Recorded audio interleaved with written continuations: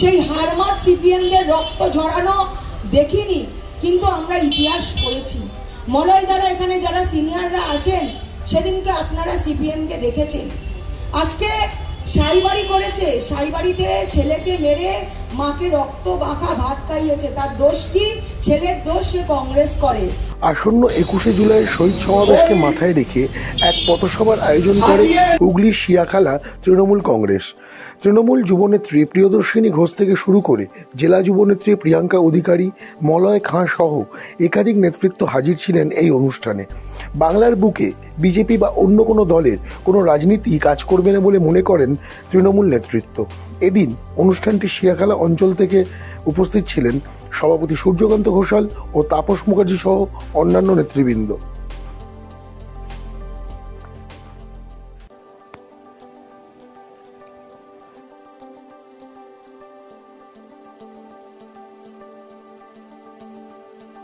মধ্যে দাঁড়িয়ে এবং আজ 95% শরীর তার জ্বলে পুড়ে গেছে, সে হয়তো নাও বাঁচতে পারে। কোথায় হচ্ছে? বিজেপি শাসিত রাজ্য উড়িষ্যায়। দেখছেন এই বিজেপির নেতারা কোনো কথা বলছে? দেখছেন এই বিজেপির সুকান্তরা, শুভেন্দুরা মুখের টু শব্দটা করছে? গেছে মহিলা কমিশন, গেছে ফ্যাক্ট ফাইন্ডিং টিম, যায়নি, কারণ রাজনৈতিক রুটি শেখা যাবে না। তাহলে জানিয়ে দিই, 16 তারিখ আমাদের বাংলার বাঘিনী পথে নামছেন।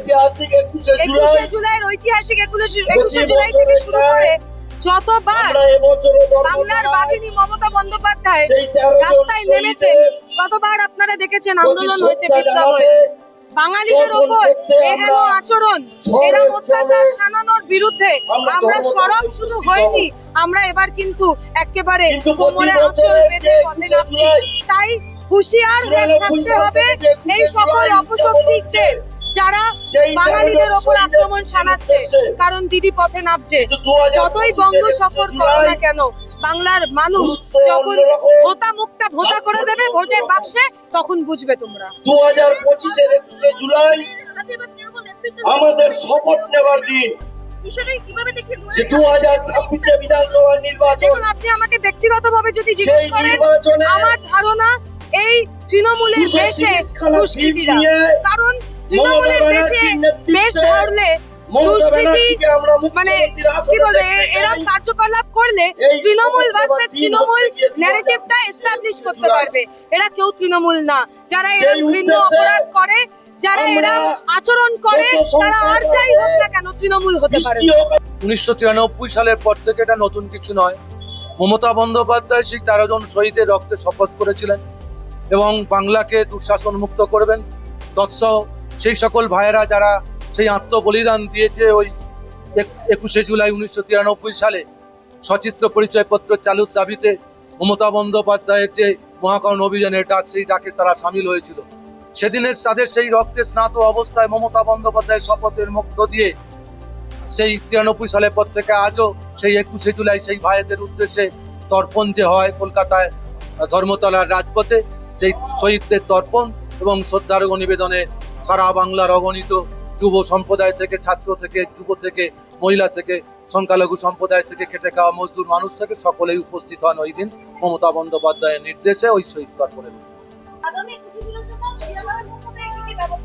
আমরা এখান থেকে অলরেডি প্রতি বছরই যেমন আমরা বাস করেছি 3টে বাস, লাক্সারি বাস করেছি।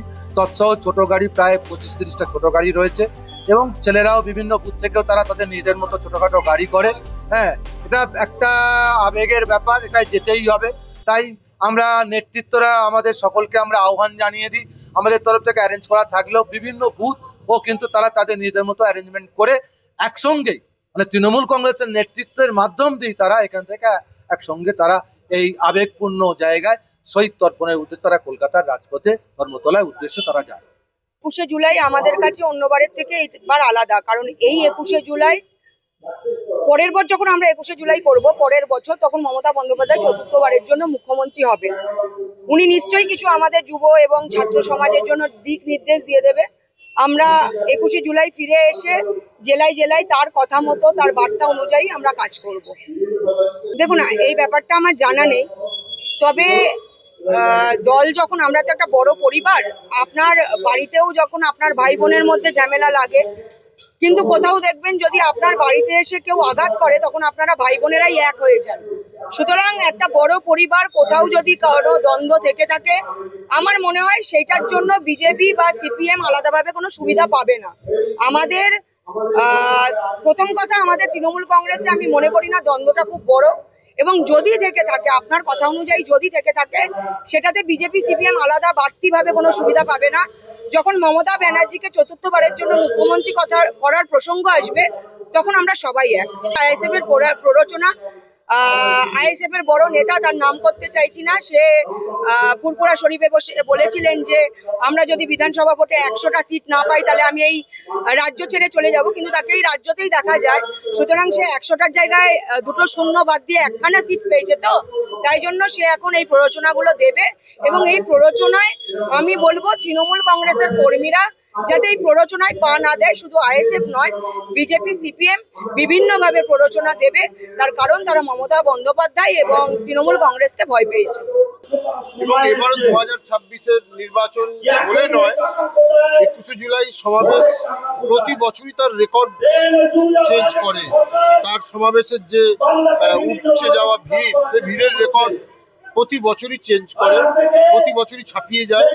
এবছরও আগের রেকর্ড ছাপিয়ে কানায় কানায় ভরে যাবে কলকাতার রাজপথ। 18 তারিখ বঙ্গ সফরে এরকম ভাব বহিরাগত ওই প্রধানমন্ত্রী বলুন, স্বরাষ্ট্রমন্ত্রী বলুন, যে কোনো মন্ত্রী ওরা আসে আর যায় বসন্তের কোকিলের মতো বলে চলে যায়।